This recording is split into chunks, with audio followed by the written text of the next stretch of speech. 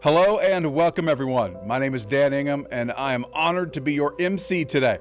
I have the pleasure of serving as the chair for the Resource Development Committee for the United Way. I've also been lucky enough to be on the board of directors since 2016.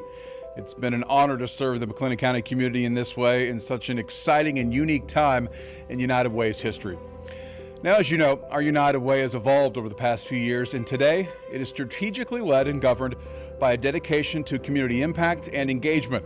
This transformation has occurred under the leadership of our CEO, Barbara Masaccio, and our dedicated board and staff. We are glad to have you tune in this morning, whether it's via YouTube, Facebook Live, or through our website. As we all know, these are unique and strange times that we're living in, but we're glad you have found a way to be with us today. I wanted to take a moment to say thank you to our partners who have made this event possible. First, we want to thank Affiliated Bank Mortgage. Affiliated Bank Mortgage didn't hesitate to step up when we called and asked if they might support today's work. Thanks to their sponsorship, we're able to do something pretty cool today. United Way staff delivered breakfast to our funded partners who are on the front lines of serving our community every day. While we may not be able to share breakfast with all of you in person this year, we were able to find a way to share a meal with some of our organizations who are doing such significant work in our community. These are organizations who are funded each year by our generous donors. And secondly, we don't have enough ways to say thank you to KWTX Channel 10. We're coming to you today from their studio in Waco. KWTX has not only opened up their studio for this session, but they've also served as an advisor to us as we developed what we hope is an engaging and robust presentation. Simply put, today doesn't happen without all of their help in getting this to all of you. Now, as many of you may know, United Way's hallmark is the annual campaign. Each year, businesses across the county, state, and globe run fundraising campaigns to support their local United Way. There are over 100 companies who contribute locally to our United Way. These annual campaigns are underway and would not be possible without the support of the thousands of individual donors who give every day so that we can actively invest in the advancement of education, health, and financial stability for children, families, and individuals all across our county. We want to say thank you to all of you who contribute each year. Your giving allows this work of community investment to continue. And now, take a moment to sit back and watch this year's campaign video, which highlights the great work that is made possible due to the generosity of our donors. 19% of McLennan County residents live below the poverty line. 15% remain uninsured. 24% of our children are not guaranteed their next meal. 10% of our students in Waco ISD do not have a home to go to at night. United Way is pursuing a bold path forward, guided by our core value of equity, so that all children can be born healthy and have the skills needed to be successful in school and in life, so that all families and individuals can achieve greater financial stability and that all residents will have access to food, shelter, and support when needed. And together, with you, we fight. Together, with our corporate partners, individual donors, and countless volunteers, United Way of Waco-McLennan County fights for the health, education, and financial stability of every person in McLennan County. When we fight, we help lift up our community. We help lift up our community by distributing over $1.2 million in grants for high-impact programming. We help lift up our community by investing over $200,000 in COVID-19 response and recovery. We help lift up our community by overseeing the distribution of over $300,000 in emergency food and shelter funding. Together, we are helping to create change, but change doesn't happen alone. It happens because you choose to invest in United Way of Waco-McLennan County and the families, children, and communities we serve. When you choose to give a gift to United Way, you are empowering the essential work of our nonprofits who are on the ground every day doing the work, meeting the needs. So we want to say thank you. Thank you for supporting our parent engagement program so that our children can thrive in an early learning environment. Thank you for ensuring that children, families, and communities have access to programs that actively promote health and wellness. Thank you for helping more young people have a safe place to rebuild their lives. Thank you for helping us respond every day, but in particular during the significant increase of need during COVID-19. Thank you for supporting Women United. Thank you for helping all children. Thank you for helping all families. Thank you for helping lift up our communities and striving to change lives. Thank you for choosing to live united.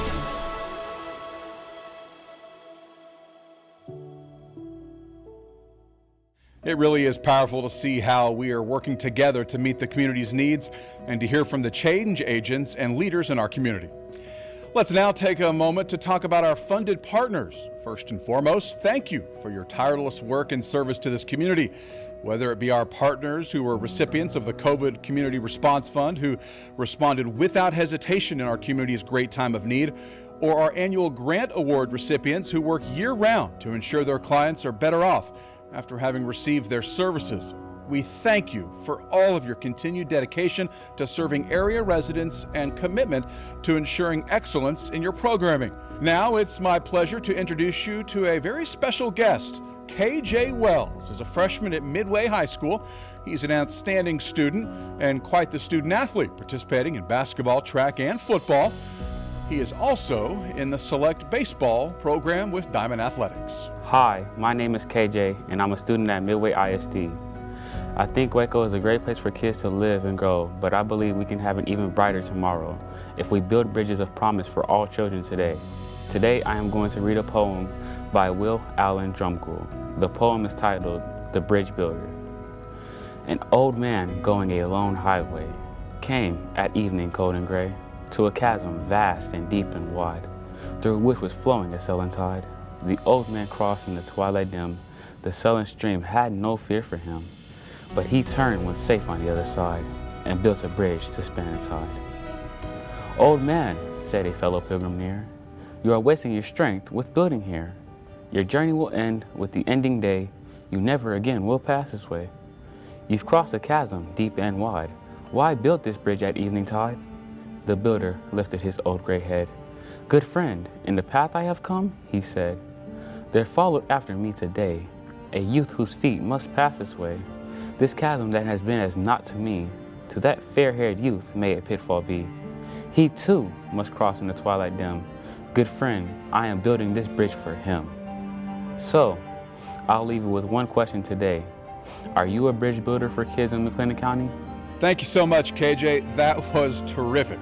A reminder that our children are our community's greatest promise. As a board member, a father, and a person who cares deeply about this community, I'm really proud to introduce the next segment of our program. This will be an introduction of a community-led movement designed to increase the well-being of children, families, and communities all across our county.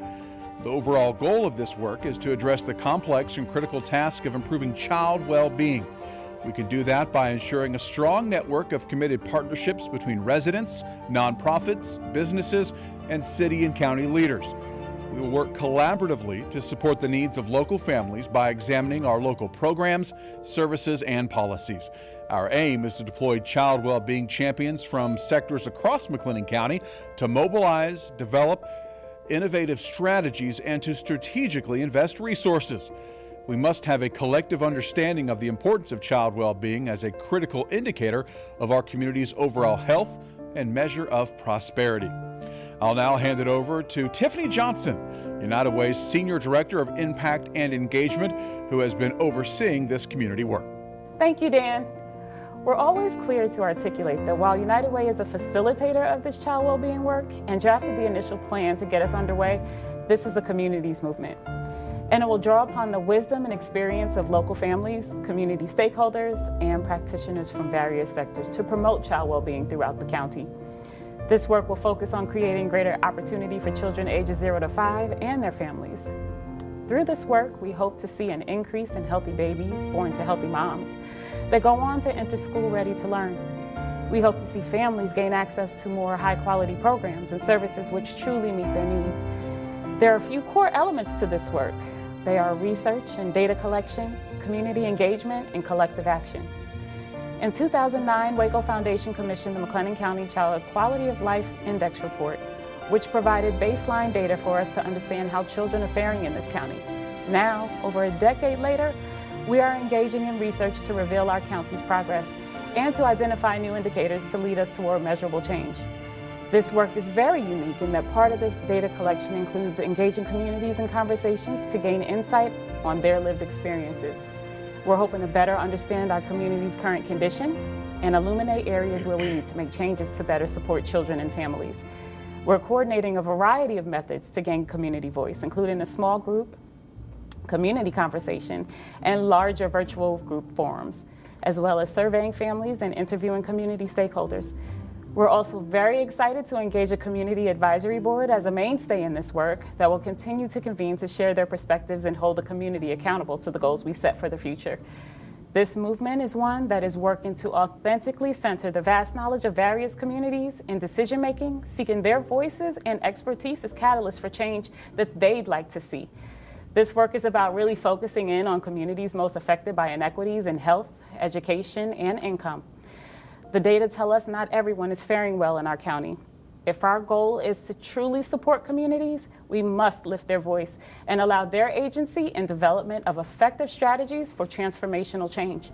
And finally, once we're able to fully understand our current condition and our community's collective aspirations, we will be creating a child well-being community action plan, a roadmap of sorts to move us along toward meaningful change.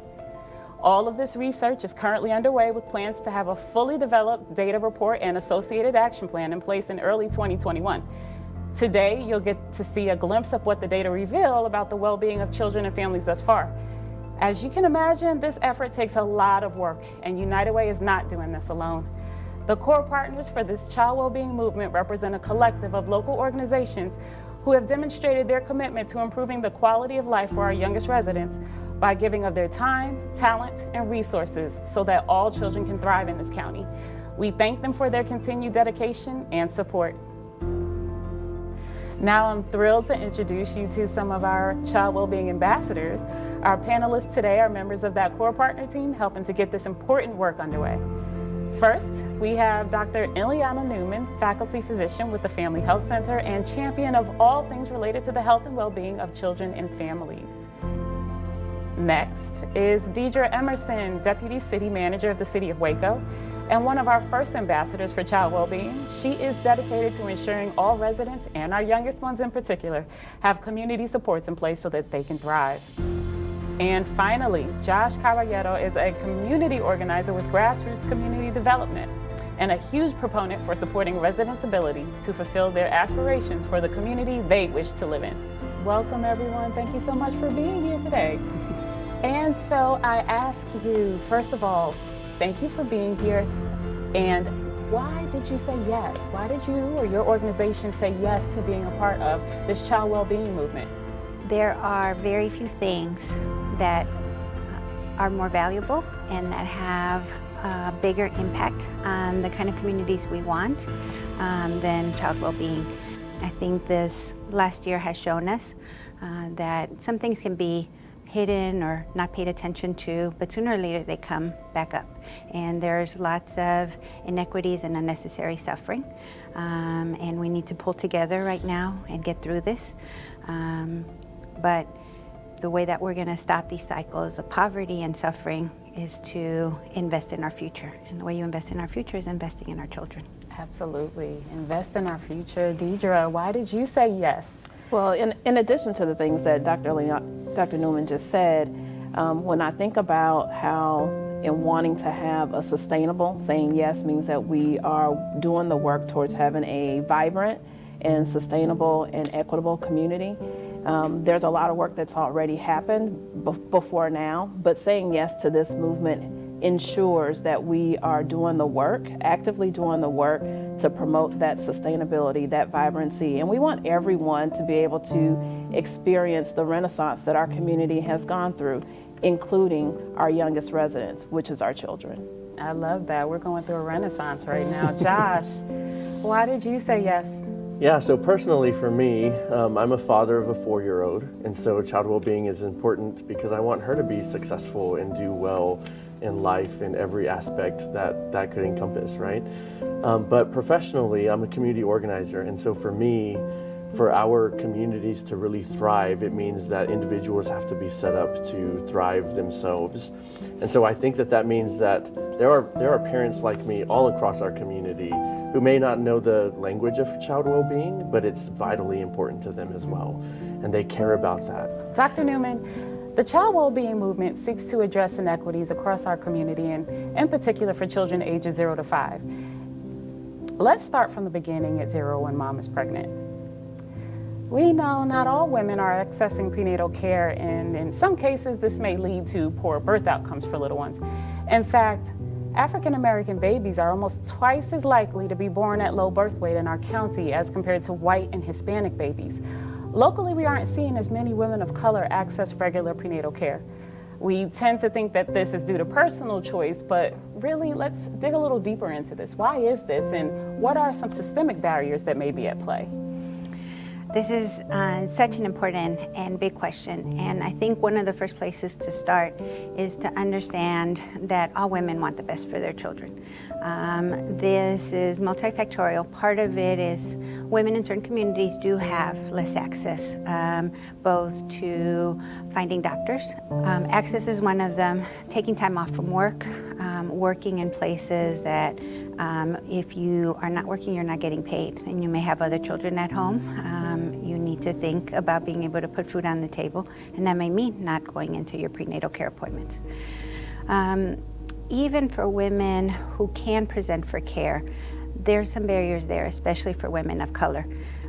There is a lot of literature in medicine that points to biases, often unintentional, but that exist, where women of color sometimes get subpar care. We know that this isn't also just a socioeconomic issue.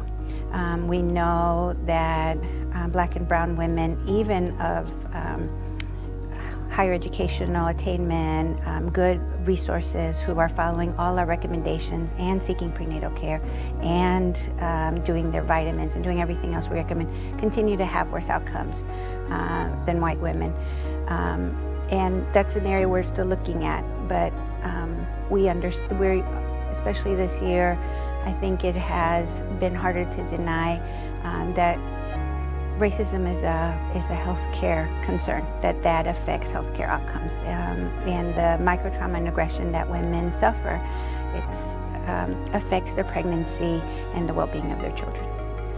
So similarly, just as you mentioned, there are so many factors, so many barriers that are put in place for women, and we understand at this point that there are a number of factors also, or barriers if you will, that children are experiencing. And so there's an increase of uninsured children in McLennan County as compared to the state and national averages. We know that this, among other economic factors, have only been exacerbated by the pandemic we're experiencing.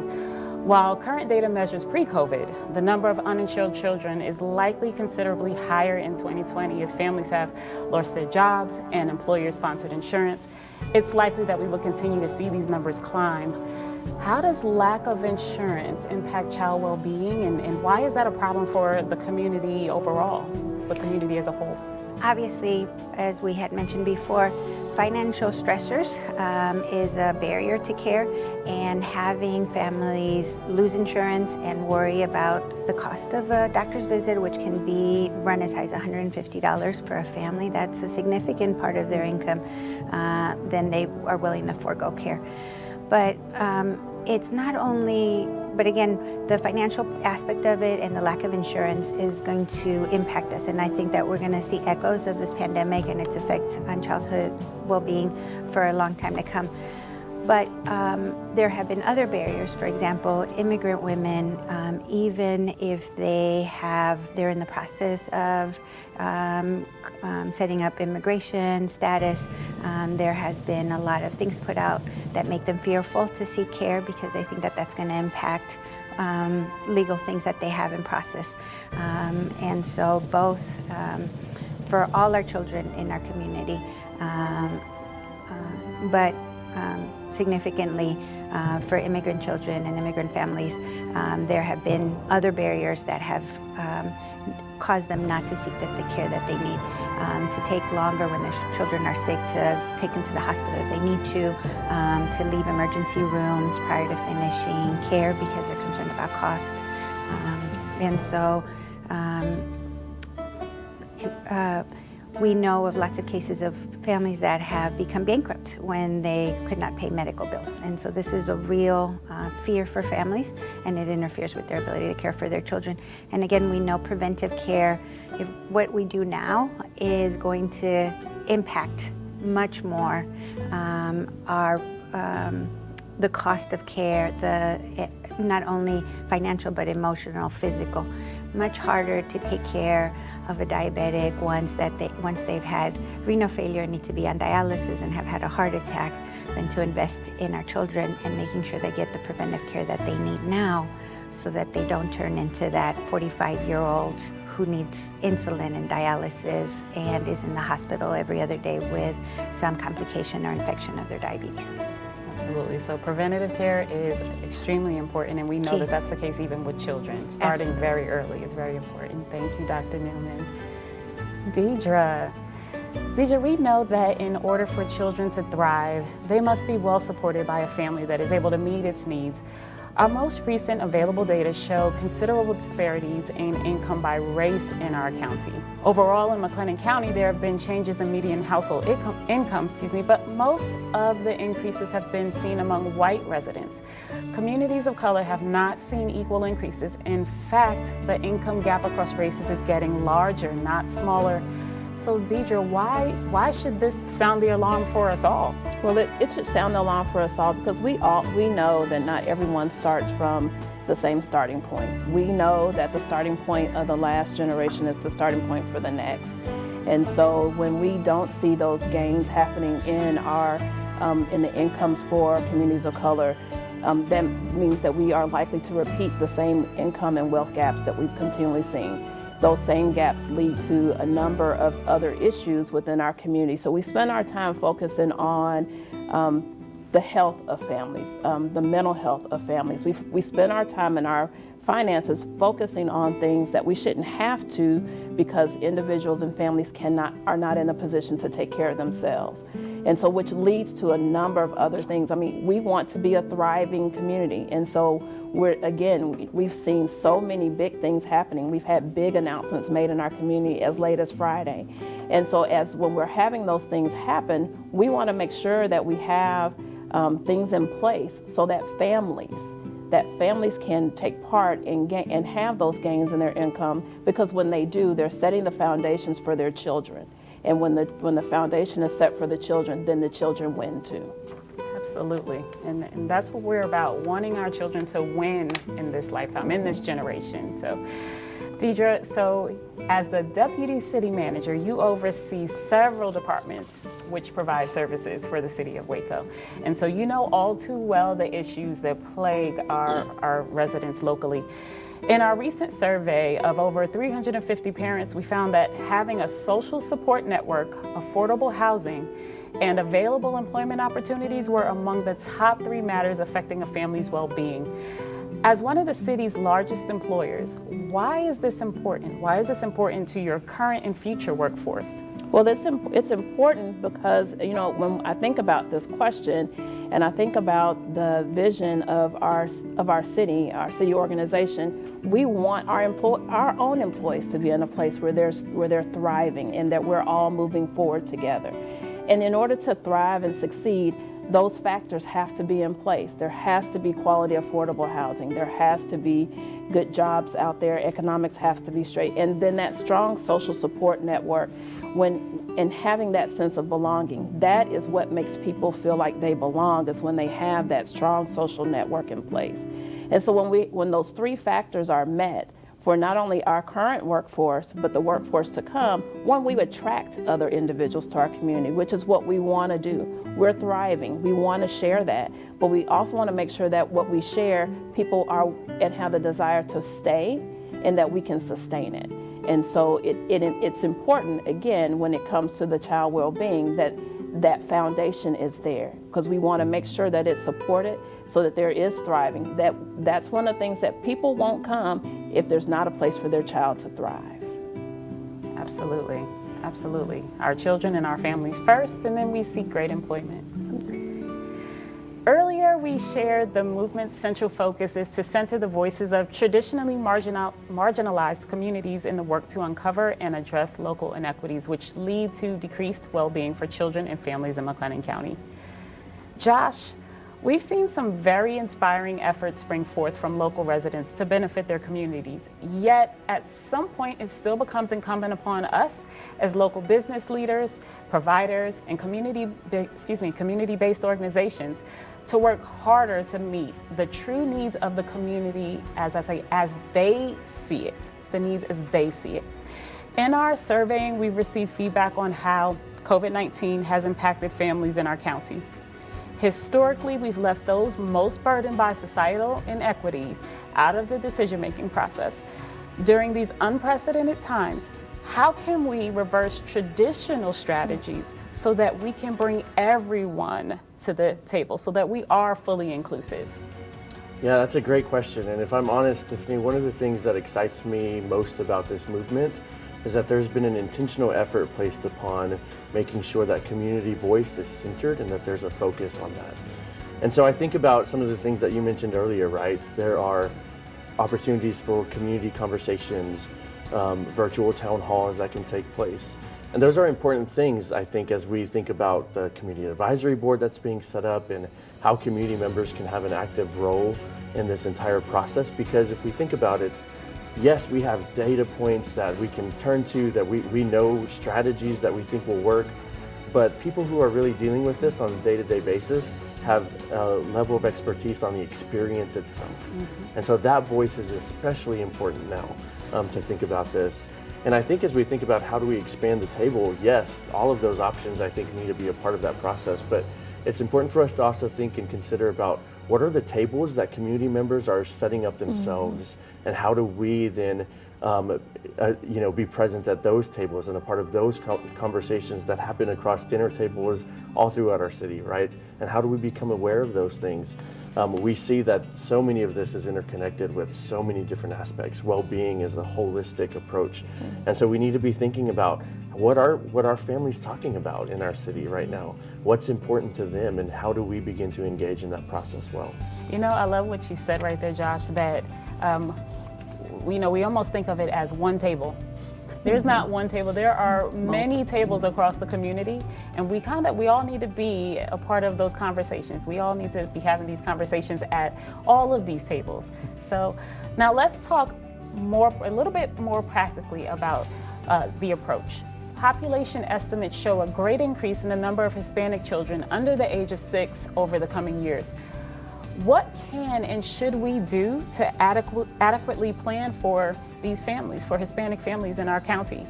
Yeah, that's a great question. So I think this is true across all communities of color, but the idea of child well-being isn't something that we have to sell, I don't think. We're not trying to make a pitch as far as the importance and the value of this, because families in our community already understand that. So I think what we need to think through is what are the barriers then that are really helping us or keeping us from moving forward. And Dr. Newman mentioned some of those earlier.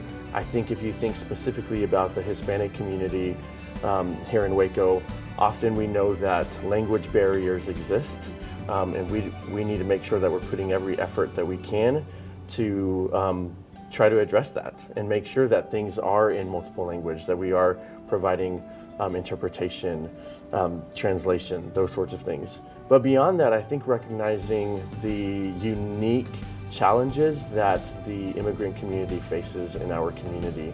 We know that if children are in a Spanish-speaking home, they are experiencing higher levels of mental health needs, as well as the families. Parents who are in a Spanish-speaking home say that they have a harder time with their children, or at least they perceive having a more difficult time with their children than other parents do.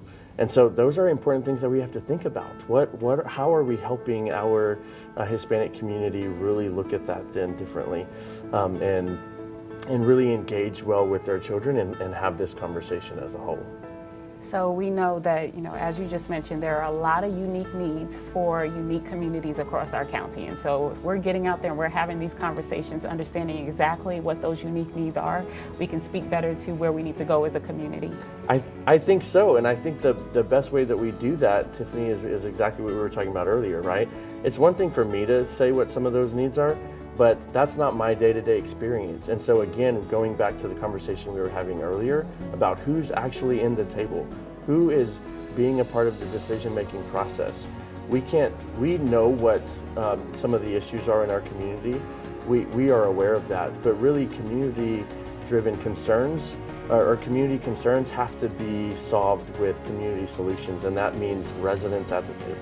Absolutely, absolutely. Isn't that what excites us about this work?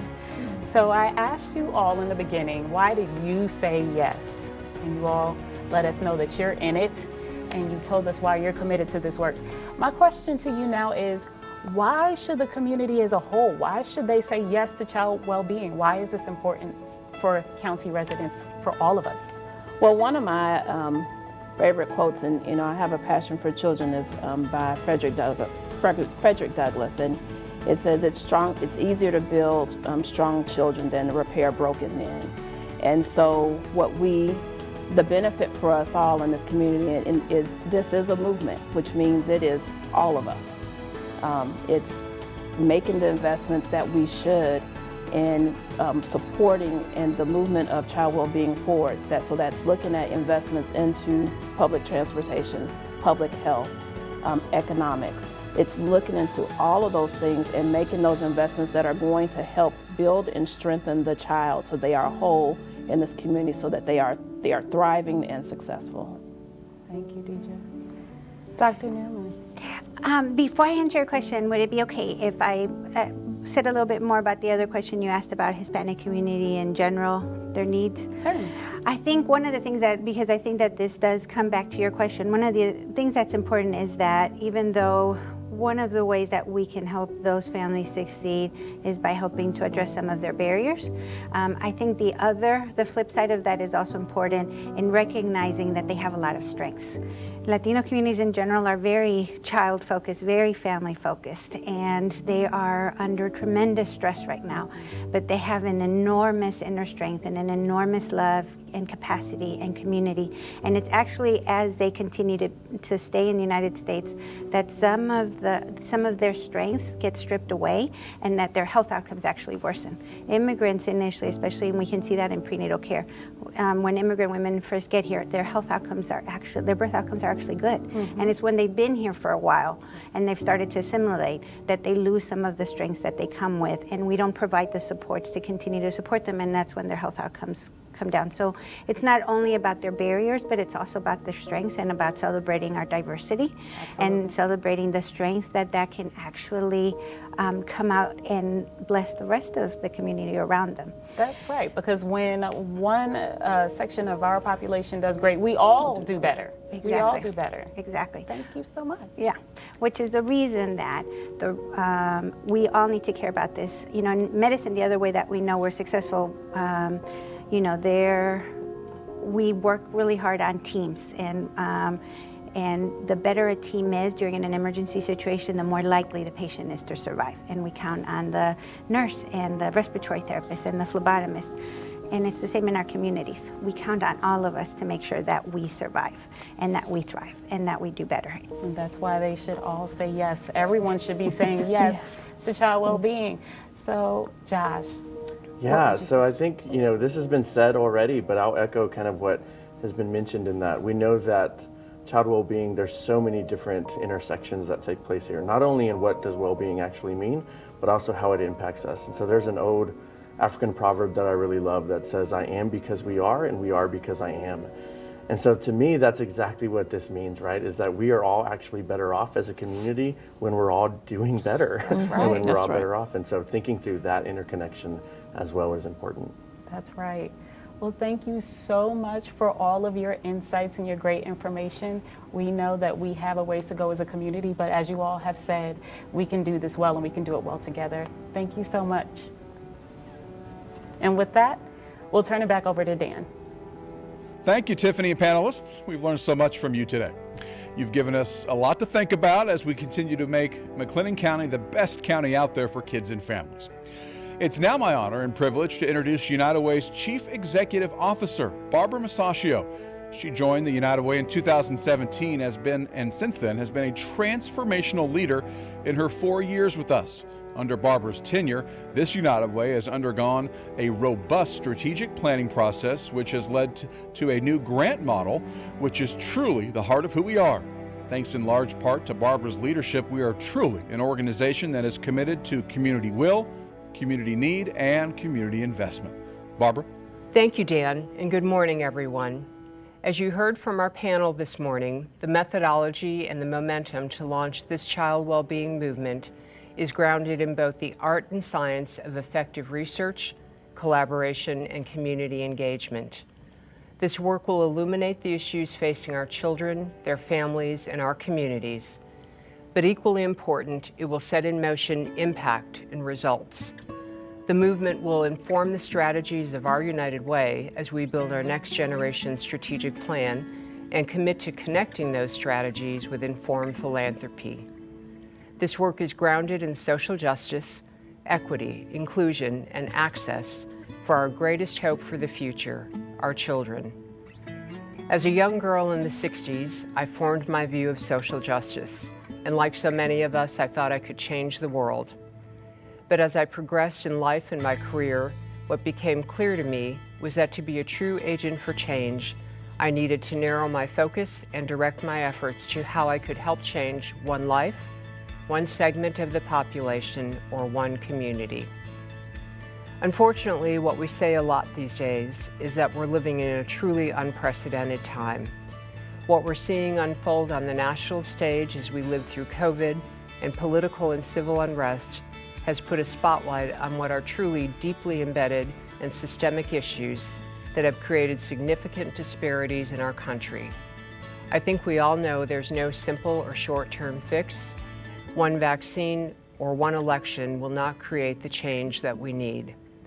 But I believe what we're experiencing today has created an opportunity to plainly address the inequities that persist and dramatically affect the well-being of our children. I believe there is so much we can change right now, right here, in our time, and for our children. What this research and the movement is really telling us is that in McLennan County, children, families, and communities are experiencing the same disparities we read and hear about in the national news every day.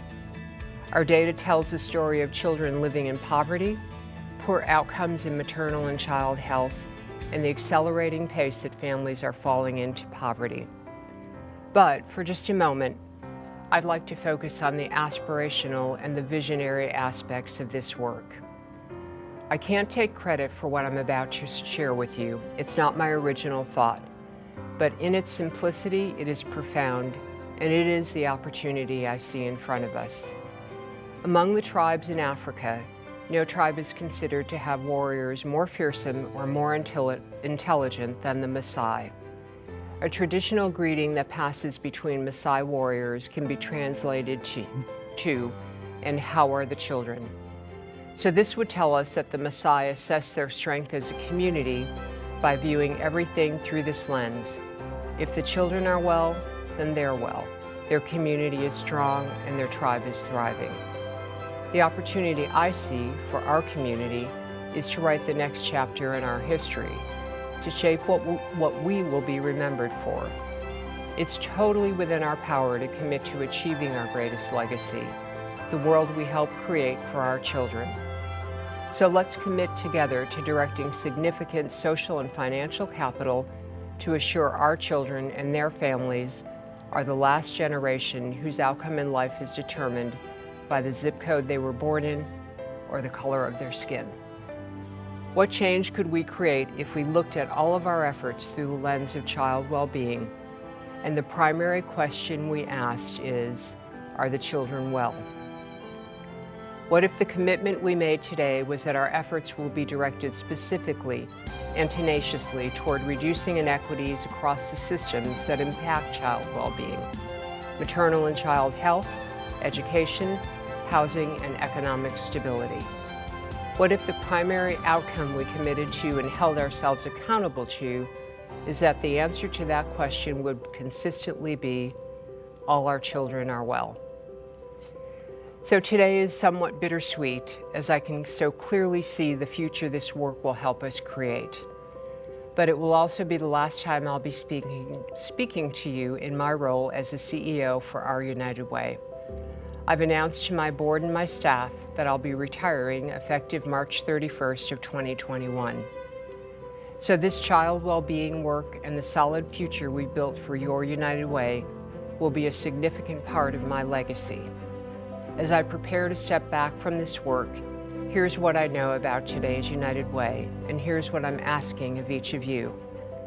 We have an extraordinarily talented staff who work hard and smart, and they do so with limited resources.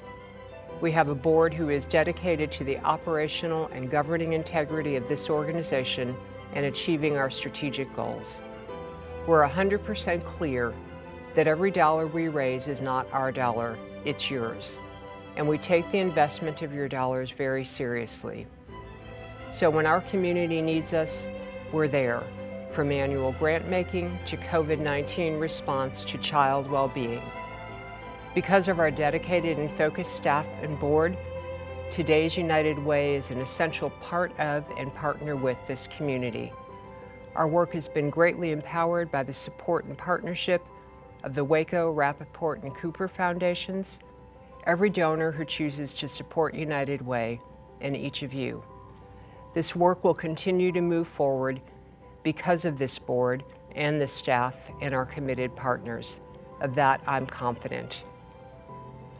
So I'm going to go off script for just a few moments here, because the real story today isn't about me. It isn't about me retiring. So I'm asking you to honor not me, but the people who have committed to our success. I'm asking you to support this staff, this board, and most certainly my successor. They are the future of this work in Your United Way. I'd like to extend a very special thank you to my staff and my board, and let you know how fortunate I am to end my career doing this work alongside of each of you. I'd also like to extend a very special and public thank you to my husband and my best friend, Dennis Bird, who is the true love of my life, my true partner, who has always been my greatest source of support and my biggest fan.